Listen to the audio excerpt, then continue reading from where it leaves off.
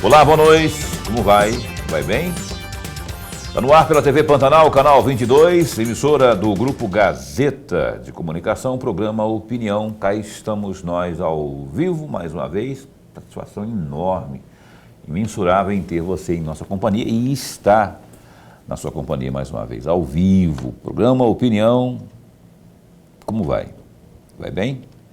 Eu torço, peço, rezo, espero que você esteja bem e que fique melhor ainda. A gente vai fazer um esforço danado para que sua noite, fim de noite, enfim, o fim do seu dia fique melhor do ponto de vista da absorção de informações. Aliás, hoje, em especial, com uma ênfase, eu diria, eu fiz questão de hoje convidar essa entrevistada que vai estar conosco aqui agora, que já está, que você viu aí, inclusive, nessa tomada aberta, porque é a doutora Olicélia Poncioni, médica psiquiatra.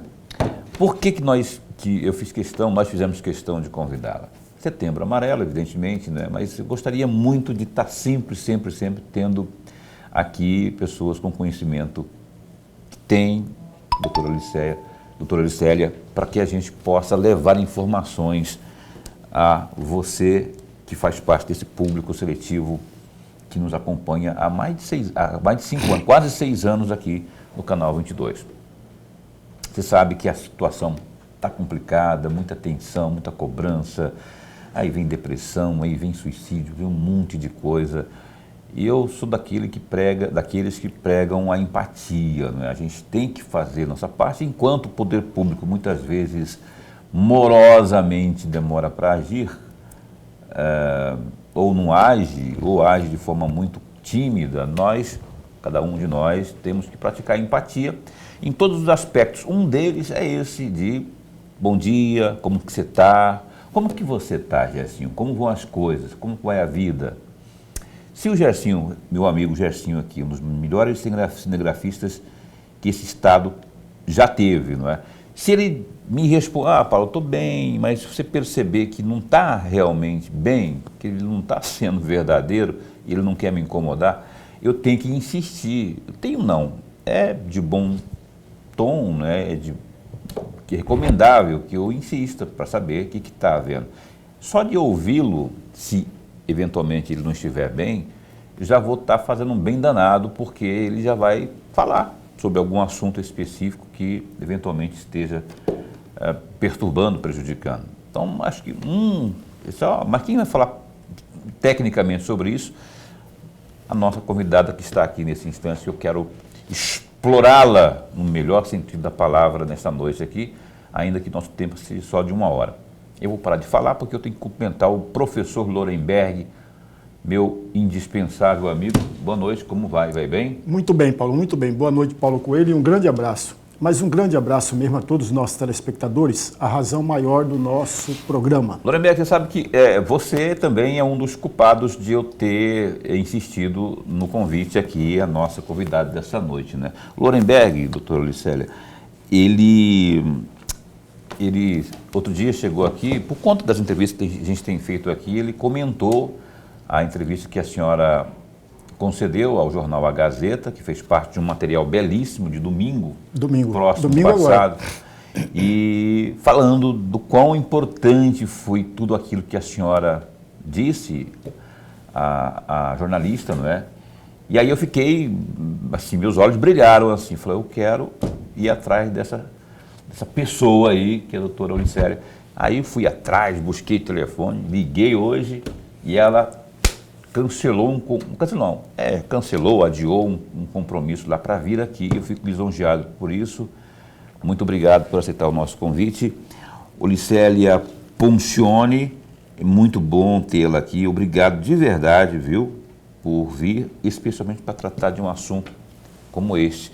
Eu falei aqui da questão da empatia, mas tem muitas outras questões que, no efeito formiguinha, vão se acumulando, que podem resultar aí, se forem feitos os gestos, né, como os da empatia, a gente pode, quem sabe, evitar algo pior, né? Mas eu queria que a senhora, na sua apresentação inicial, que dissesse se esse momento que nós estamos passando lhe impressiona, com toda a experiência que a senhora tem nessa área, por conta dos casos. Nós estávamos comentando agora há pouco aqui um hipotético caso de hoje, inclusive, né? Hipotético porque não se sabe, uma advogada aí que foi encontrada sem vida. Mas isso te impressiona, esse momento? A que se deve essa tensão? São as cobranças, dívidas ou o quê? Boa noite, bom tê-la aqui. Boa noite, Paulo. Boa noite, Lorenberg. Eu fiquei muito honrada com o convite e eu tenho feito questão de falar sobre esse tema porque é algo que realmente me incomoda muito, né? Eu tenho 31 anos de profissão, né? Eu falei para o Paulo que eu me aposentei em dezembro pela prefeitura, pelo município.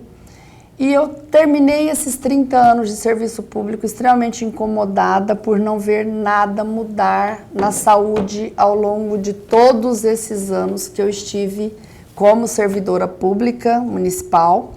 E a gente vê que não mudou nada, não teve saúde mental, principalmente na área da saúde mental. Se a saúde pública hoje está um caos, a saúde mental sempre esteve, né? E foi algo que me deixou muito entristecida quando eu me aposentei, foi algo que me incomodou muito. Foi a questão do número assim, de pessoas necessitando realmente desse atendimento na psiquiatria. Continuo ainda servidora pública, eu estou lá no HMC, no Hospital Municipal de Cuiabá, não mais como concursada agora, né, mas prestando um serviço à população. E eu tenho sentido muito incômodo, né, muita tristeza, isso toca muito a gente também, essa questão do número do suicídio, das pessoas que vêm tirando a vida e que eu vejo ao longo desses anos, 31 anos, o aumento que tivemos nesses números. Isso tanto me incomodou que o ano passado, eu sou preceptora da residência médica de psiquiatria aqui da Secretaria Estadual de Saúde com o CIAPS Adalto Botelho. O ano passado eu pedi para os meus residentes fazerem um levantamento no HMC dos nossos atendimentos ali, né? E para surpresa nossa, a nossa clínica da psiquiatria, dentro de um hospital de trauma, é uma das especialidades que mais atende. Lá é um hospital para acidentados, lá é um hospital para traumas, lá não é um hospital psiquiátrico. E nós estamos ali entre os 6 primeiros que mais atendem, né? Dentro desse número aí, a gente que está ali e vê todos os dias crescer o número de pacientes que chegam em busca de ajuda, porque é um hospital porta aberta, a gente recebe todo tipo de paciente lá naquele hospital.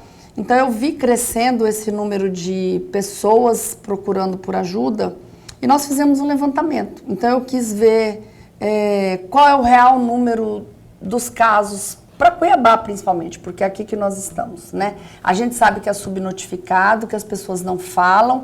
A princípio existiu muito aquela questão de não se falar, o que falar sobre o suicídio. Então, ainda há muito, além de ter muito tabu, a imprensa também tem que ter muito cuidado com essas divulgações. Mas a gente que está ali na porta de entrada, a gente vê. Então, eu fui atrás desses dados. No próprio HMC, o número de tentativas de suicídio que a gente atende diariamente lá, eu falo com toda certeza para vocês hoje que a gente atende em torno de 2 a 5 pacientes por dia com tentativas de suicídio. E a gente sabe que esse número, assim, é o que chega no HMC, fora os outros hospitais da nossa cidade. Então, é o que nós temos lá dentro hoje, né, que busca essa ajuda aí, mas a gente sabe que nos hospitais privados, as pessoas que têm plano de saúde, enfim, eles são levados para outros lugares. E eu quis saber, eu falei, gente, mas se o número de tentativas está assim, a gente sabe das estatísticas, né, que o número de suicídio está muito grande, porque para cada pessoa que suicida, pelo menos 17 a 20 tentaram, né? Então eu fui atrás desses números. Isso é científico? É. Para cada pessoa que tenta? O Dr. Botega fez um estudo em Campinas, tá, no livro dele, né? Ele fez até uma pirâmide, ele colocou lá 17 pensam, 7 procuram ajuda, 5 chegam até um pronto atendimento e uma morre. Exatamente. Então ele colocou como se fosse a ponta do iceberg cada suicídio, porque por baixo daquela pirâmide ali existe uma camada muito grande de pessoas precisando de ajuda. Então isso é um estudo que foi feito em Campinas, né, por um um psiquiatra aí que fala muito sobre o tema, e ele tem diversos livros divulgados e publicados aí em relação ao suicídio, como fazer, enfim. Mas eu fui atrás desses dados e eu fiquei muito surpresa, né? Quando eu cheguei, eu fui no IML, eu não consegui ir lá, porque lá o que me falaram, olha, aqui a gente tem a causa da morte e não quem matou, né? Então lá a gente sabe de que forma a pessoa morreu, mas o tiro entrou e saiu, mas quem puxou o gatilho ninguém diz, né? E eu fui na delegacia de homicídio e proteção à pessoa.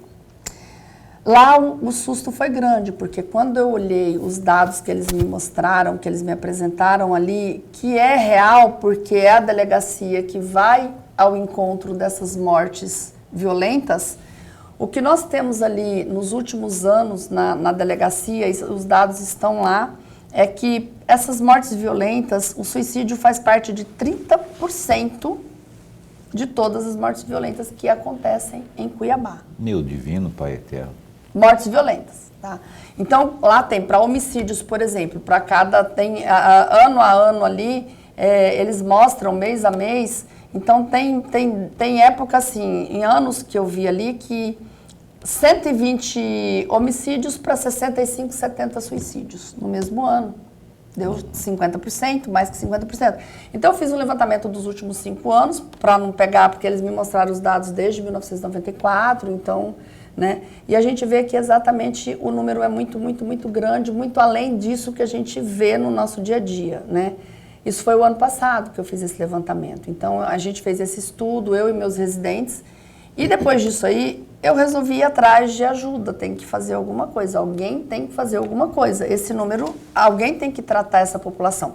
Como eu estive na saúde pública 30 anos, eu atendi posto de saúde, policlínica, ambulatórios, enfim, Sala Vermelha, pronto-socorro de Cuiabá, eu estive em todas as áreas da saúde pública, eu sei onde está cada falha e o que precisa em cada local ali, o que eu precisei que não teve naquela época. Então, com esses dados na mão, eu fui atrás na Assembleia Legislativa, na Câmara dos Vereadores, procurei alguns vereadores, procurei alguns deputados, algumas pessoas que é lá que está o nosso recurso, é lá que a gente vai poder encontrar alguma coisa para ser feita, né? Porque a gente depende de recurso público.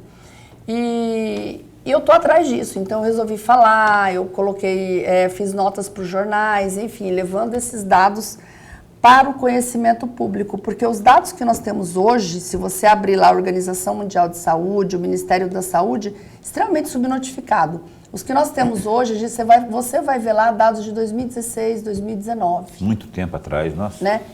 Isso me incomodou, porque eu sei que não é isso mais. O que nós tivemos uma pandemia aí, então a gente teve um número muito grande, né, de adoecimento mental, que até o Ministério da Previdência Social agora divulgou o ano passado os afastamentos, né?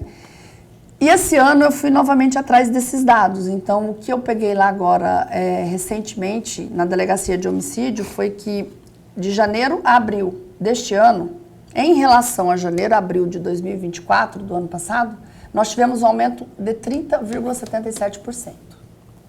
De suicídio. Este ano, só este ano em relação ao ano passado. 30,77% de pessoas suicidaram, né, no mesmo período em relação ao ano passado. Então, veja bem, é uma situação extremamente grave, né?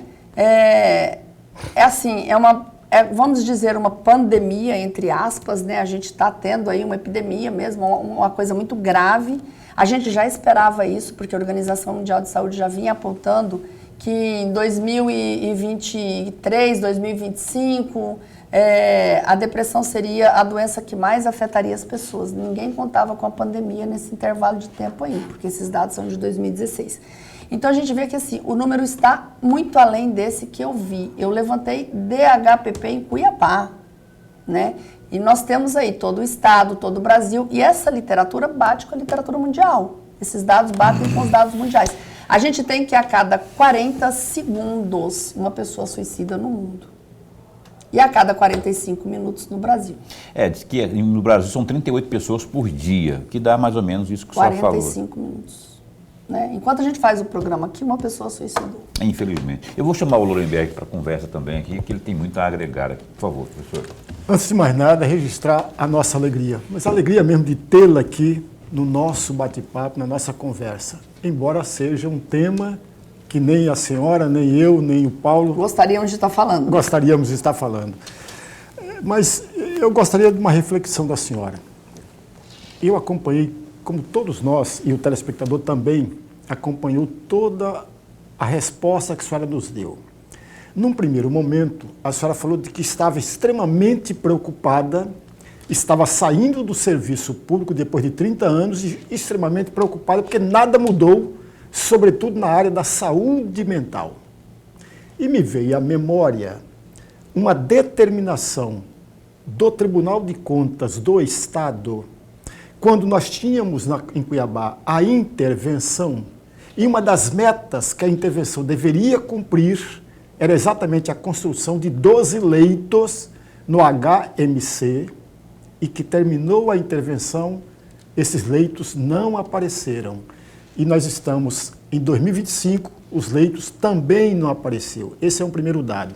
O segundo dado, que é alarmante, a senhora disse aqui, que no hospital, no HMC, a senhora atende, juntamente com a sua equipe, de 2 a 5 pessoas com problemas mentais. Por dia. Tentativa de suicídio. Aliás, tentativa de suicídio por dia.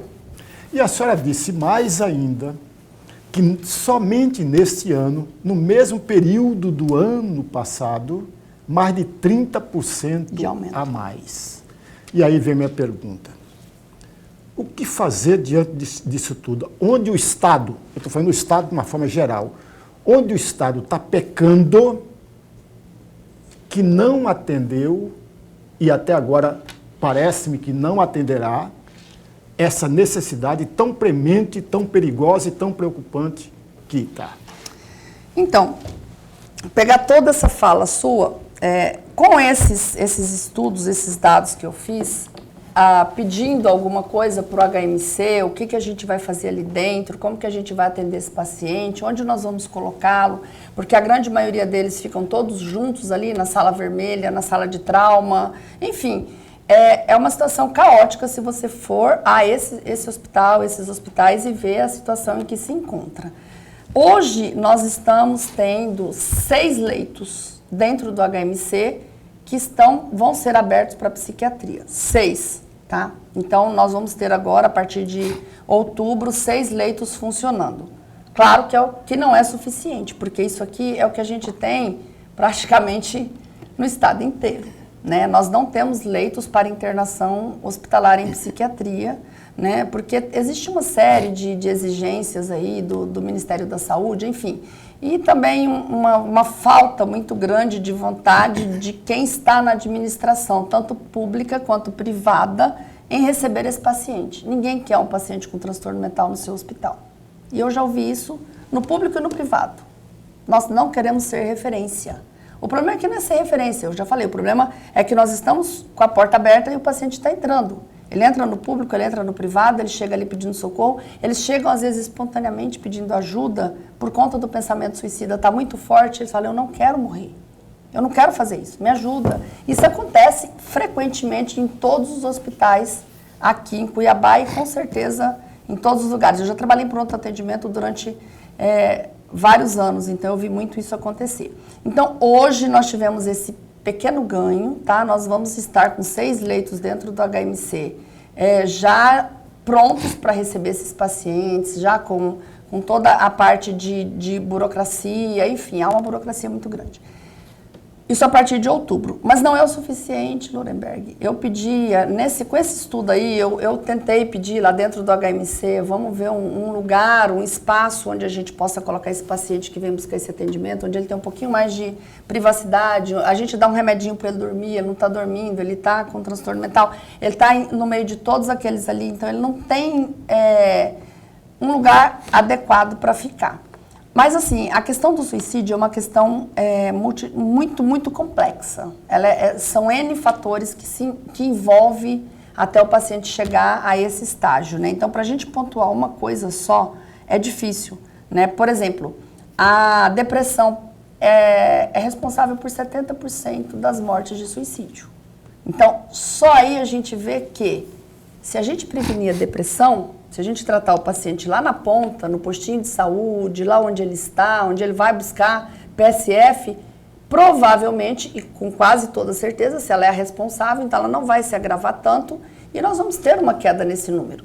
O problema é que não tem médicos capacitados para esse atendimento, não tem equipe, não tem psicólogo. Então, o suicídio, ele é um problema de saúde pública, tá? Ele tem que ser encarado pelos gestores como tal, eles têm que abraçar isso aí, olhar para esse problema e falar, não, é muito sério o que está acontecendo. Eu preciso investir e ir atrás disso aí. Então, é um problema assim que a gente tem que começar a atender desde a atenção básica, secundária, terciária. Nós não temos, está construindo hospital, inaugurando hospitais aí, nós temos que ter nesses hospitais leitos direcionados para esses pacientes.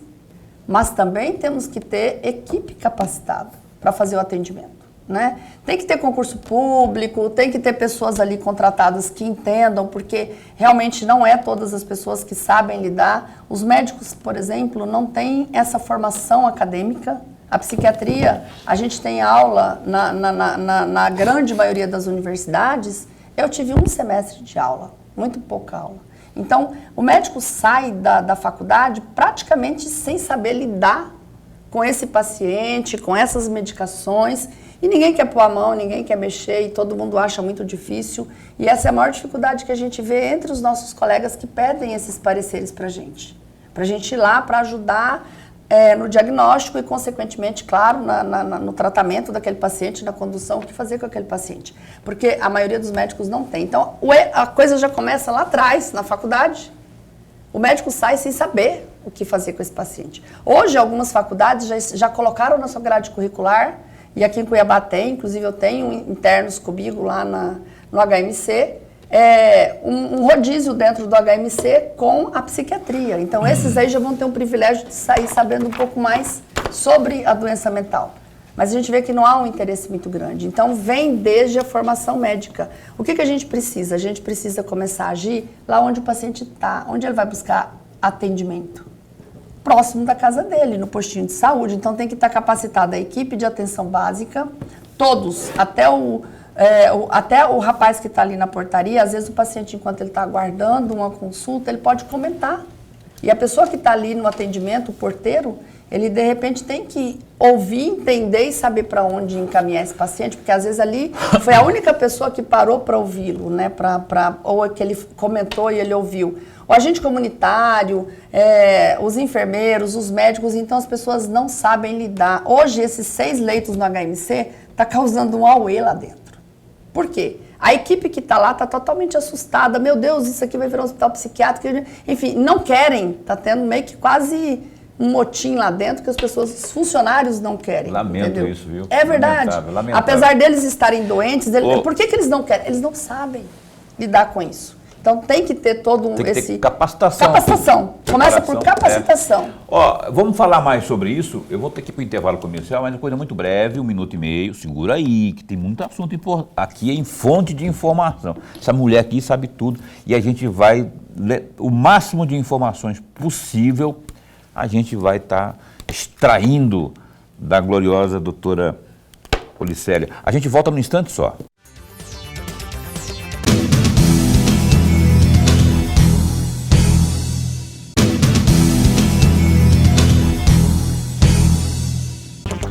Ok, cá estamos de volta ao vivo no programa Opinião hoje. Um papo muito sério, não é? Todos os dias o papo é sério, mas hoje é mais sério na minha forma de entender, porque estamos falando aí de tudo que envolve a saúde mental. Na verdade, são as doenças mentais que perturbam tanto, não é?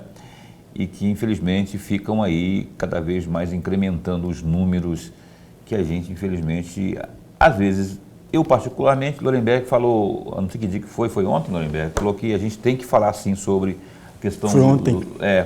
Eu já penso, enquanto jornalista, um pouquinho diferente, porque eu sempre, estou com 33 anos de profissão, sempre tive dificuldade, até por opinião própria, valores, enfim, não que as pessoas que façam, que noticiam, não vou julgar ninguém, mas eu não gosto de noticiar suicídio.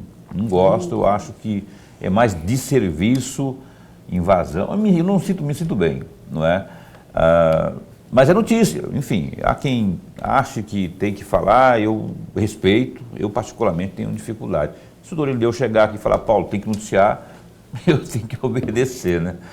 Doutora, sim, estamos aqui com a doutora Olicélia Ponciani. Aliás, glorioso Lorenberg Alves, eu não sei se você sabe, a gloriosa mamãe da dona Olicélia,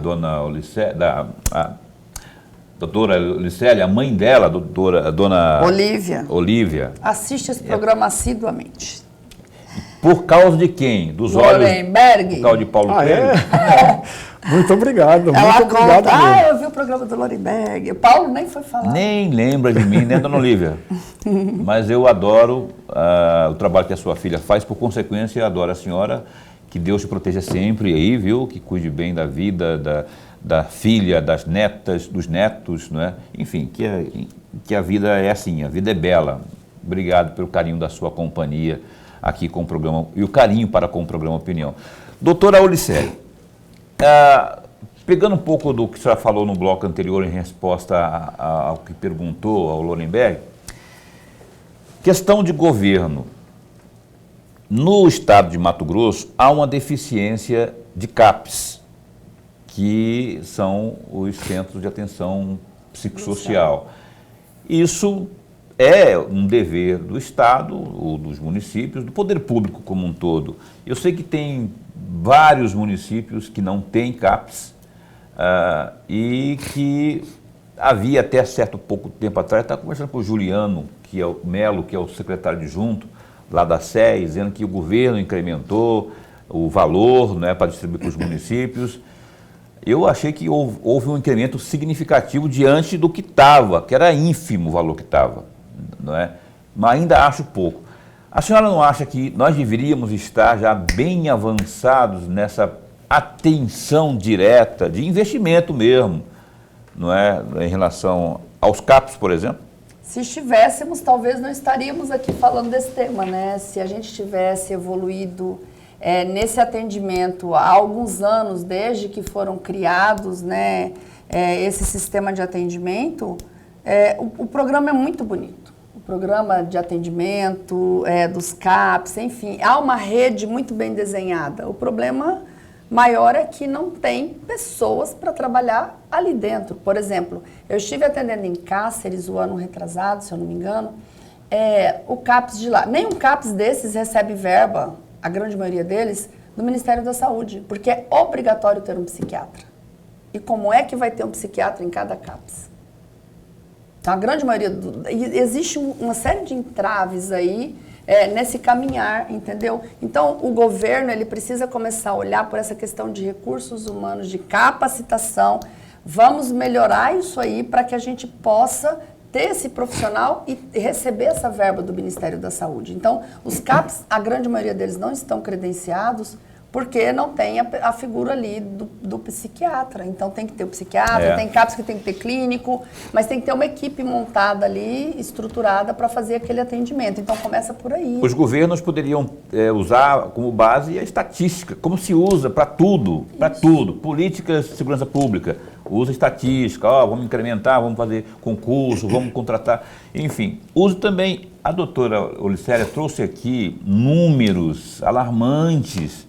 Está morrendo gente, agora, nesse momento aqui, está morrendo gente, desistindo de viver, né? E aí, você sabia que 9 em cada 10 pessoas que suicidam buscaram ajuda? Poderia ter sido evitado? Isso agora, é dado da Organização Mundial de Saúde. Aí que está, que tipo de... Como que eu posso... Aí que eu vou entrar naquele lampejo que eu dei lá no comecinho lá. Como que eu, que hipoteticamente não tenho nenhum tipo de problema, de transtorno, nem nada, posso ajudar alguém, posso perceber que alguém está precisando do meu apoio, de uma atenção minha? Então, isso é muito importante, porque eu acho que você abriu o programa falando tudo isso, né? É a questão do olhar com atenção, da empatia, de você olhar para o outro e se colocar no lugar dele, você realmente querer saber como ele está. Então, só o fato de você perguntar, e aí, como é que tá? Tudo bem? Beleza? E passar, isso aí não resolve nada, mas às vezes a pessoa quer até falar alguma coisa, mas você já foi, já passou. Então, se você percebe e dão sinais, realmente existem sinais, né? Como a gente sabe que a depressão é a principal doença que leva ao suicídio, é claro, dependência química, esquizofrenia, bipolar, enfim, tem uma série de outros transtornos mentais aí que também levam a esse fato, mas a pessoa que está ali do seu lado, trabalhando com você, é que você começa a ver que ela mudou o comportamento, que ela deixou de fazer aquilo que ela gostava, que é aquilo que você falou. Às vezes a pessoa tá uma voz um pouco mais entristecida, mais baixinha, que você pergunta, e você vai observando o comportamento da pessoa que está do seu lado, e aí você vai para ele, pergunta, se ele te der alguma informação, alguma fala, eu tô desistindo dessa vida, eu tô cansado de viver. Ou então, tipo, essa vida tá pesada demais, a barra tá pesada, né? Eu não tô aguentando mais, eu queria dormir para sempre. Eles têm várias falas que você pode... Vários sinais que você pode captar. É a hora de você falar para ele, eu tô aqui do seu lado, você não tá sozinho. Eu posso te ajudar, tá? Pega, conversa, dá o seu ombro. Às vezes ele precisa só falar realmente. Só falar. Escuta, né? Vou te levar para um profissional. Vamos ver onde tem um profissional? Você tem um plano de saúde, uma forma? Não. Então vamos buscar o atendimento. Se a pessoa tiver com planos de suicídio, ele tem que ser levado para uma emergência, porque é uma emergência psiquiátrica. Então lá na emergência, em qualquer emergência que você chegar com a pessoa, as pessoas que estão ali têm que fazer o acolhimento, o atendimento, e é indicação de internação para paciente com ideação e plano suicida. Né? Olha só que é indicação de internação como medida protetiva. Então, é uma emergência psiquiátrica, assim como aquela pessoa que está infartando e está chegando no pronto atendimento. Você chega infartando no pronto atendimento, todo mundo corre com você, te leva, você tem tempo para fazer o cateterismo, para não perder aquele músculo cardíaco. Da mesma forma, isso acontece na saúde mental. Então, essas doenças que levam, né, quando a gente vê que o paciente tem esse risco de morte, ele precisa ser internado, ele precisa de uma proteção, ele precisa de uma rede de apoio, né? O problema é que a gente não tem. Onde a gente interna essa pessoa? Onde a gente vai internar tanta gente? Doutora, eu vou passar pelo Lorenberg aqui, mas eu queria te fazer fazer uma pergunta aqui. Se é de grande utilidade o CVV? Eu acho que sim, eu entendo que sim. Porque eu vejo que muita gente recorre ao Centro de Valorização da Vida, que acho que é 188. Isso. Muita gente liga lá para desabafar e sempre tem pessoas muito preparadas, até onde eu sei, não é? A senhora recomenda isso? Sim, é uma pessoa que está ali para te ouvir naquela hora de angústia, né? Então o CVV, ele está ali com pessoas treinadas, pessoas que vão te ouvir, que vão te direcionar, vão falar palavras positivas e te orientar a buscar uma ajuda. Então, pode ligar para o CVV. O problema é que o número de pessoas é muito maior do que eles podem atender, né? Então, nós teríamos que ter mais centros, né? Esse é um dos meus projetos também, de atendimento, onde tivesse lá psicólogos 24 horas para fazer o atendimento, psiquiatras, né? Para fazer um atendimento, mesmo que online, né? Para fazer aquele acolhimento, aquele atendimento e para encaminhar a pessoa para um tratamento. Então, isso aí é possível fazer hoje com a telemedicina. Dá para se fazer, encaminhar para um lugar de urgência, ter a rede de apoio que a gente chama, né? Olha, você atendeu, você viu que a pessoa está em risco, você ter para onde encaminhar e saber que ali vai ter um profissional capacitado para fazer esse atendimento, esse tratamento, né? Para não fazer piadinhas, conversas sem graça com a pessoa, que muitas vezes isso acontece no serviço de emergência. O paciente chega buscando ajuda e ele escuta lá, isso é porque não tem o que fazer, né? Vai trabalhar, é falta do... A pessoa tem tudo, por que que ela tá com isso aí? Então, se trabalhasse, se tivesse um tanque de roupa para lavar... Olha que absurdo. A gente ouve muito isso ainda, tá? E de profissionais da saúde. Meu Deus do céu. É difícil, se não fosse a senhora falando, imagina verdade. Um enfermeiro, um médico com esse tipo de piadinha infame. Lorenberg. Antes de mais nada, Paulo, eu quero mandar um grande abraço, mas um grande abraço mesmo para a dona Olívia e muito obrigado pelo carinho e pela atenção. É Poncione também? Não, ela é Olívia Afonso de Ataídes. Poncione meu é do meu marido. Dona Olívia aí, você viu? O Lorenberg mandou um beijão para a senhora aí e eu vou na carona mais uma vez, reforçando aí a gratidão pela sua audiência de sempre. Por favor. Mas eu gostaria muito de uma reflexão da senhora exatamente a partir da primeira resposta que a senhora nos deu neste bloco, quando o Paulo perguntou à senhora o que ele poderia, o que nós poderíamos fazer diante de uma situação de alguém que rapidamente percebeu que há algo errado. E a senhora deu uma longa resposta a respeito e nos ajudou a reflexão.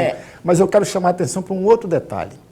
Os números do suicídio, ou o número de suicídio é muito grande e é crescente. Sim.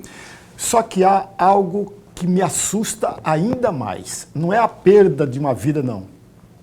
É a perda de uma vida jovem. Sim. Há um número gritante e crescente de jovens e que estão dentro da casa. O que o pai e a mãe, eu gostaria muito dessa reflexão, o que o pai e a mãe pode perceber que ainda não percebeu e que leva um garoto, por exemplo, de 15 anos, uma jovem de 14 anos. Recentemente eu vi aqui em Cuiabá, pelo menos, a notícia, e é muito ruim, a meu juízo, uma notícia de alguém que tem uma formação familiar muito boa, uma família muito bem estruturada e simplesmente deixou de viver aos 14 anos, quase 15 anos. Eu gostaria muito de ouvir a respeito. Crianças, inclusive, né? Atenção, você, mamãe, papai, que está assistindo, vocês que estão assistindo.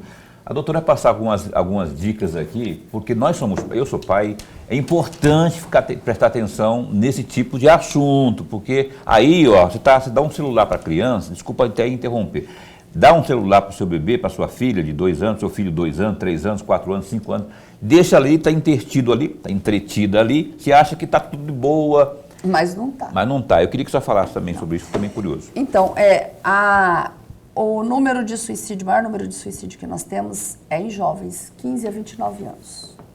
Esse o número cresceu muito e é o maior número que nós temos. Os fatores são variados, a gente sabe que existe uma série de fatores, de pressão, de mídia, de busca por emprego, de frustração, de sexualidade, enfim, são N fatores que o abuso de substâncias, o uso de álcool, né, de drogas ali. Mas, assim, o que eu acho que os pais não estão percebendo, eu tenho 3 filhos, né, os 3 maiores já de 20 anos, já estabelecidos na vida, e o que os pais acho que não estão vendo nesse momento é a solidão desses filhos, tá? Por mais que estejam todos sentados a uma mesa para uma refeição, não conversam entre si, não existe uma atenção de qualidade, ele não presta atenção naquilo que o filho está fazendo ali, adolescente com essas blusas de manga comprida, e às vezes ali por baixo tá cheio de corte, de automutilação. Outro dia nós tivemos no HMC uma menina que se mordeu, ela se cortou tanto, ela arrancou um pedaço do braço.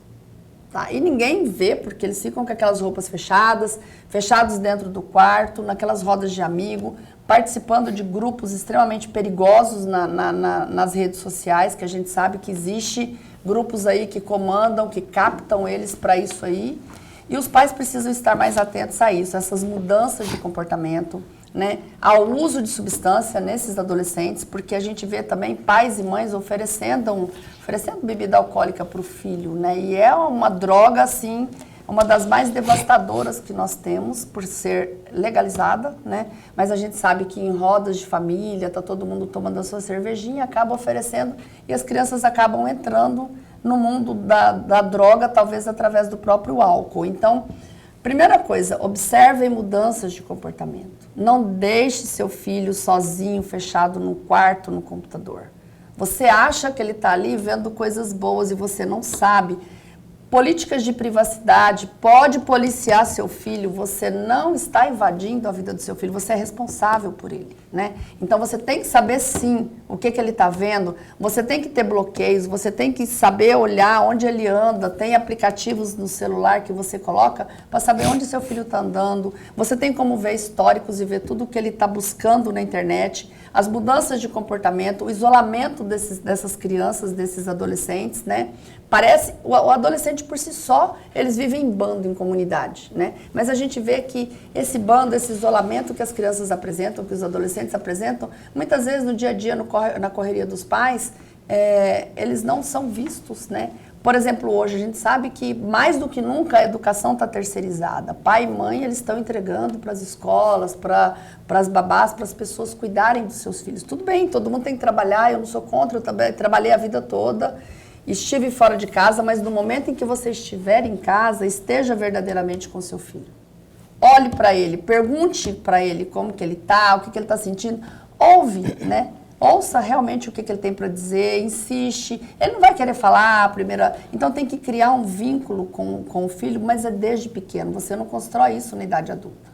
Né? Você tem que vir desde a infância construindo esse relacionamento com seus filhos para que você chegue lá na adolescência e na vida adulta, quando eles têm qualquer problema que eles tiverem, eles vão procurar você primeiro, porque você deu essa oportunidade para eles, né? Você conversa com eles, você que é pai e mãe, você que é o educador que está ali, você conversa. Então hoje a gente vê muito essa falta de estrutura no lar, a gente acha que é só em lares sem estrutura, não, é o que você falou.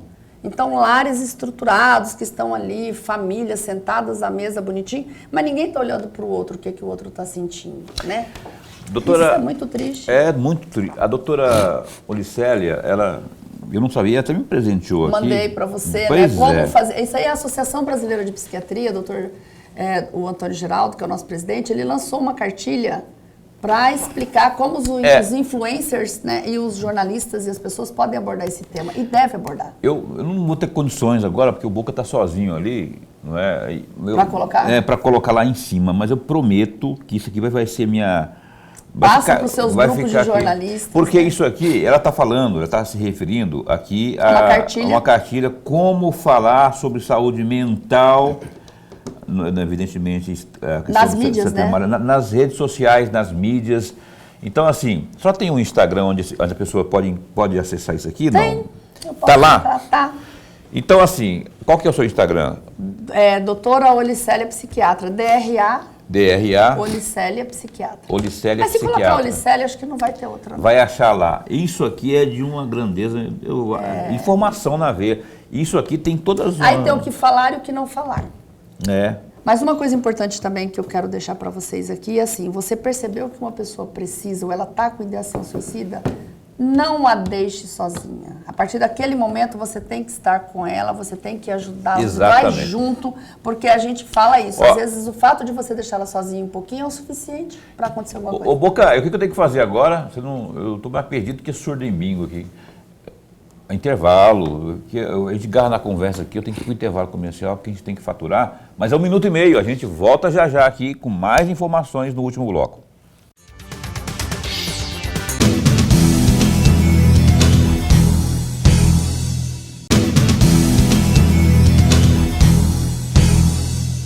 Pois bem, a gente está de volta aqui com o nosso Problema Opinião na TV. Eu quero mandar um enorme abraço para a Andréia Vegas, ela é de Várzea Grande, estava aqui no grupo agorinha e ela estava, manda um abraço para mim, que está adorando o programa também, Andréia, obrigado, era lá do Parque do Lago de Várzea Grande. A Lucinéia, lá do CPA1, está acompanhando o programa Opinião, e Ivanildo, do 3 Barras, obrigado pelo carinho da sua Ivanildo.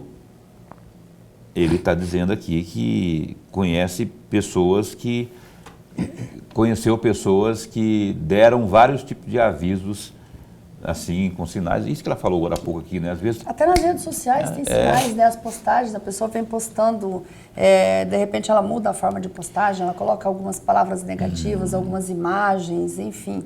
Ou ela para de postar, às vezes aquela pessoa que tem, né, some, então você tem que ir atrás, a gente vê vários sinais. Ana Kelly, aqui do Alvorada, também está acompanhando a gente. Obrigado, viu, Ana Kelly, pelo carinho da sua companhia. Luiz Mário, da onde que é o Luiz Mário? Lá do Pedra 90. Obrigado também pela sua... Tem um monte de gente aqui, mas eu vou puxar de volta aqui para a gente dar mais... Obrigado a vocês que de forma direta ou indireta acompanham sempre o programa Opinião. Doutora, eu particularmente, a gente sempre aborda aqui várias questões, né? Essa foi uma que eu particularmente também fiz questão de trazer para a gente mais informações. A questão da violência contra a mulher é uma. Por que eu estou falando da violência contra a mulher? Porque teve um tempo que eu, enquanto homem, enquanto qualquer um aí, a gente não media muito, nem ficar vermelho de fazer piadas machistas. Eu te juro, de uns anos para cá, de uns 5 anos para cá, desde que esse programa, por exemplo, está no ar, ou até antes, eu evito, eu não faço mais piadas machistas. Aquelas piadas, sabe, que às vezes no primeiro momento... é uma mulher dirigindo, no por exemplo, aí, né? Outra coisa que eu parei de fazer também é piada com loucura. E aí é isso que eu queria falar com a senhora. Sim. A hipérbole, né? Já fui bem hiperbólico nesse sentido. O que é hipérbole? É você fazer um exagero da sua fala, né? Por exemplo, eu estou louco de vontade de fazer uma viagem. Eu não estou louco, é uma hipérbole, é uma figura de linguagem, isso é uma hipérbole. Mas às vezes fica muito comum, sai automático esse tipo de...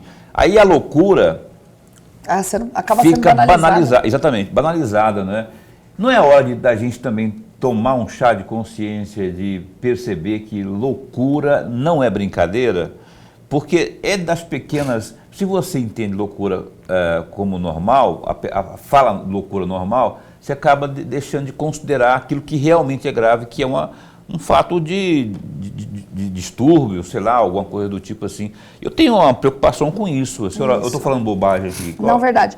A gente vê assim, há um estigma muito grande em cima desse tema da saúde mental, né? Então as pessoas acham que só louco vai no psiquiatra, né? E não, o maior número de pacientes que a gente atende é com ansiedade, depressão, enfim, graças a Deus não são tantos assim. Mas a gente sabe que esse tipo pejorativo de fala, né, isso agride muito, porque inclusive a própria Associação Brasileira de Psiquiatria, o mesmo que fez essa cartilha, ele criou a campanha da psicofobia, não a psicofobia, porque a pessoa que está ali doente, ela está em sofrimento muito grande. Então, quando vem esse tipo de fala, é uma agressão. A gente tem que mudar essas falas nossas, né? A gente tem que, qualquer coisa ali na discussão... Olha, você tá louca? Isso é coisa de louco. Não, loucura. Vamos parar com isso, vamos parar com essas falas e respeitar a pessoa que está com transtorno mental, porque a doença mental, ela abrange o nosso corpo como um todo, não é só a mente. O corpo também sofre, tem sintomas físicos e quem está do lado também está sofrendo, né? A gente sabe que dados estatísticos mostram que para cada pessoa que suicida, pelo menos 6 pessoas são afetadas diretamente nas suas vidas. Mas vai falar isso para a torcida do Corinthians? Vai. Bando de louco. Vai falar isso para o Luciano Huck. Loucura, loucura, loucura. Quer dizer, ele fala isso como Mas é um tema pejorativo, assim, que eu acho que tem que ser... Não só esse, existem várias outras formas, tantos, né? Que a gente usa também, que as pessoas usam no dia a dia, e que tem que tomar cuidado com isso, né? Assim como em relação à raça, à cor, as pessoas faziam muitas piadinhas, e hoje a gente se cuida porque sabe que é crime, né? Você, dependendo do que você fala, você pode ser punido. Professor Lorenberg, por favor.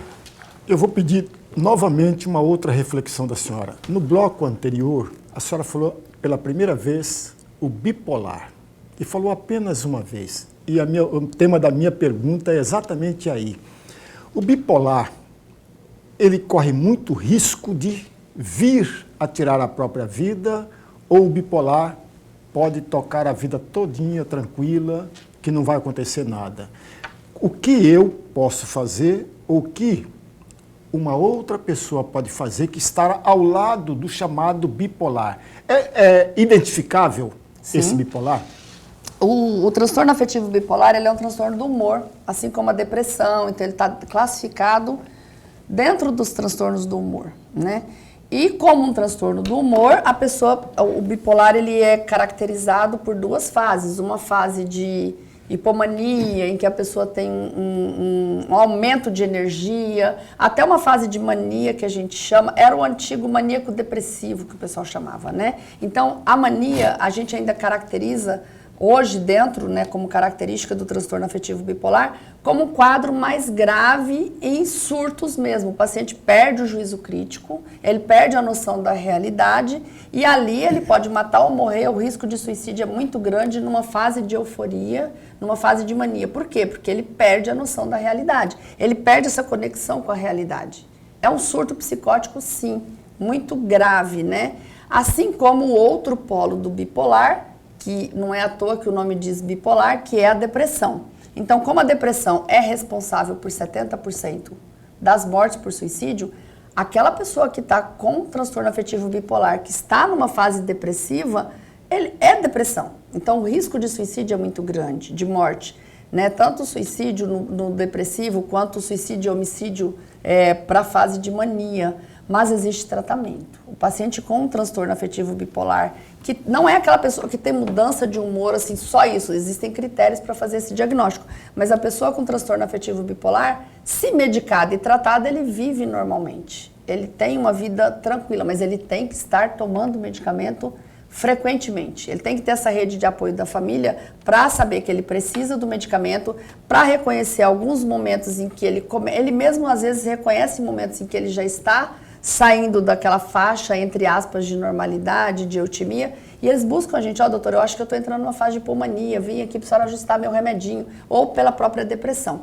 Então, é um transtorno com alterações neuroquímicas cerebrais, tem medicamento que regula isso aí, tem tratamento, né? E se o paciente adere a tratamento, ele fica na normalidade, ele vai levar uma vida normal. Os maiores gênios, né, porque o bipolar ele é extremamente inteligente, então os grandes gênios da nossa história são bipolares. Os maiores atores, os melhores atores do cinema, da televisão, da arte, porque eles são geniais, eles são muito inteligentes. Então eles vivem normalmente, só que tem risco de morte. O que faz uma pessoa... Eu tenho pouco tempo de programa ainda, tenho 5 minutos de programa. A gente pode voltar. Não, mas a gente vai voltar. Pode não, a gente vai voltar. Se a dona Olívia deixar, ela deixa, né? Para ver a filha aqui, Lorenberg, não é, dona Olívia? O que faz uma pessoa bem estruturada, bem resolvida na vida, desistir de viver? Um profissional liberal, um jornalista, um advogado ou advogada, porque a gente pensa que é uma doença com aspectos sociais, a loucura, mas sabe-se que não, tem muita gente bem resolvida, estruturada, né, do ponto de vista da estrutura, financeira inclusive. O que leva a isso? E mais do que isso, vamos insistir aí, como que a gente pode estar, além do que já foi dito aqui, fazendo para tentar resolver, evitar o pior, por exemplo. Isso, então. A doença mental, ela é uma doença como outra qualquer. Então, não existe um porquê. Né? É como se você perguntasse assim, por que uma pessoa rica, bem-sucedida, cheia de tudo que ela precisa, realizada, tem pressão alta, infarto ou diabetes? Então, é uma alteração de substâncias químicas do cérebro. Tem uma etiologia, tem um fator genético, tem que ter na família pessoas, então não é só, a maioria dos transtornos mentais, eles têm esse fator genético acompanhado do meio em que a pessoa vive, né? Então, por mais que hoje pareça que ela está resolvida, ela tem muitos sofrimentos, muitos traumas, muitos problemas, muitas coisas que ela vivenciou, que às vezes foi jogada ali para debaixo do tapete, não cuidou, e agora que a vida está estabilizada, é como se o nosso defensor aqui do cérebro, ele desse uma relaxada e aí vem tudo à tona, tá? Então, não é uma coisa que aparece hoje. As doenças mentais, elas vêm, às vezes, sendo cultivadas. Eu tinha um professor na minha graduação, na pós-graduação, que ele falava que o transtorno mental, a doença mental, ela depende de um terreno fértil.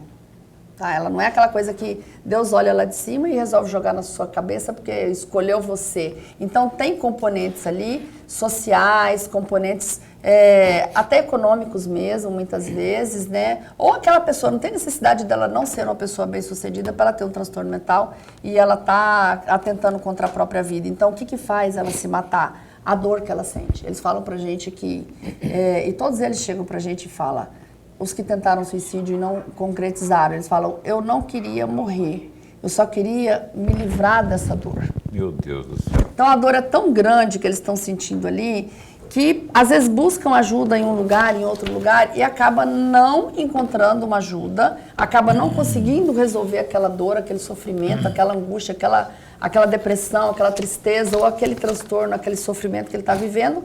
E como ele não vê mais saída, a única saída que tem é, se eu morrer, se resolve tudo, né? Então, eles pensam dessa forma. E aí começa o suicídio, porque o suicídio, ele é um contínuo, ele começa com um pensamento. Se eu morresse, resolveria. Só que aí, do se eu morresse, ele acaba buscando, mas de que forma eu vou morrer para não Nossa. sofrer. Aí ele vai buscar coisas e vai pesquisar. Vai pesquisar. A partir dali ele vai comprar, vai atrás, vai pedir e vai tentar executar. Por isso que eu não gosto de falar, noticiar, porque aí, morreu de quê? Como que fez? Isso não pode, tá? Então, no noticiário não se pode falar a forma, não se pode glorificar isso aí, não se pode...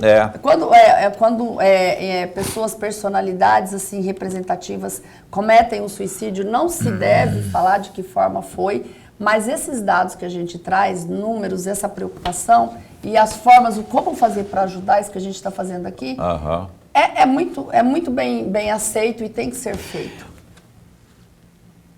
Nossa, eu queria continuar aqui, mas Lorileu não deixa, né? Nem um tiquinho a mais. A gente tem que encerrar o programa.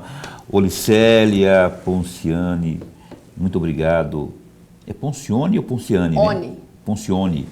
Poncione. Aliás, lá da sua clínica Revivere. Ali no Bosque da Saúde. Mas tem lá no Instagram. Tem lá no Instagram, que é doutora DRA. Doutora Olicélia Psiquiatra. Dá uma entradinha lá, essa cartilha que a gente falou aqui, tá lá. Tem informações. É lá onde você que de repente quer bater um papo lá com ela lá na clínica também, você vai, tá tudo certinho lá. Amanhã, né? Às 10 horas da manhã, vai ter uma palestra na Assembleia Legislativa, que a gente está no programa ali de saúde para o serviço da Assembleia lá. Não é o Avalone, é um outro grupo que fez. Amanhã eu vou fazer uma palestra sobre suicídio, às 10 da manhã na Assembleia Legislativa. Aí, ó, todos convidados, inclusive, não é? Lá os funcionários da Assembleia que estejam assistindo também, vocês, né? Sim. Olha só, muito obrigado a senhora por ter vindo. Obrigada a vocês. Adorei esse bate-papo. Nós vamos perturbar você mais vezes aí para vir aqui, porque isso aqui é maravilhoso, porque é informação na veia. E informação move o mundo, né? E eu sou desses aí. Você que está assistindo ao programa, foi esse bate-papo informativo aqui, foi com esse intuito aí. Deixo mais uma vez a minha fala de que empatia, ela pode ser importante elemento nisso tudo aí. Empatia é se colocar no lugar do outro, perceber que tem alguma coisa fora da ordem e se perceber, tente demover, tente levar alegria, arranque um sorriso de quem está carrancudo, não é? Não é fácil para ninguém falou que é fácil, mas a gente precisa também se mobilizar e se colocar no lugar do outro. Isso pode fazer diferença entre viver ou desistir da vida. Então, eu deixo esse recado aqui, eu falo isso há 5 anos. Empatia, se colocar no lugar do outro. Sim. Então, vamos praticar isso e tentar reverter esses números obscuros, nojentos, horrendos aí. Eu quero agradecer a senhora, obrigado, esse espaço continua a posto para bem informar. Obrigada a vocês, eu agradeço pelo convite, né? E sempre que quiserem, eu estou à disposição para a gente estar falando desse tema. Porque assim, eu passei pelos 30 anos na prefeitura incomodando. Eu era muito chata. Eu ia lá na secretaria, incomodar. Eu continuo incomodando, eu continuo fazendo dados, sabe? Eu continuo indo atrás. Eu peço para você que está assistindo, vai atrás daquele político que você votou. Ele é o seu representante. E faça a cobrança. Cobre. É isso. Nós precisamos de política pública. Boa noite, obrigada. Até amanhã. Dona Olívia, obrigado. De coração, um beijo no seu coração. O Lorenbeck mandando um beijo também aqui, viu? Ele não falou, mas eu estou falando por ele. Um abraço para a senhora, Dona Olívia aí. O Opinião volta amanhã às 19h30 ao vivo aqui no Canal 22. Até lá, se cuida, fica bem, fica com Deus também.